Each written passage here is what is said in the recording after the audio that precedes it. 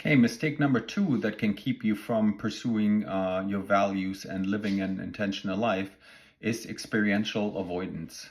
So what does that mean? Well, it means not being able to accept your thoughts, feelings, emotions, etc., because they are too difficult to acknowledge.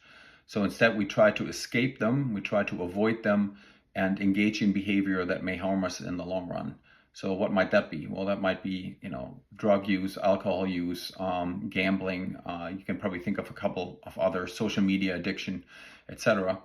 So all those things are obviously not benefiting us in the long term, and as a result, they create like another layer of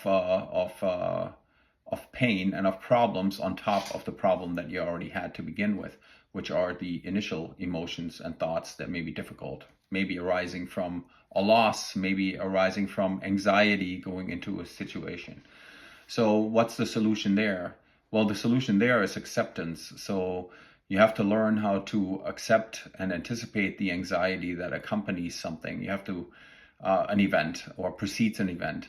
You have to try to work through the grief associated with perhaps losing a loved one, or a change in the way of life, or maybe getting a divorce, or something else. So it is being accepting of those thoughts, feelings, and behaviors rather than trying to avoid them, and as a result engage in other behavior that is more harmful to you in the long run. So that is number two.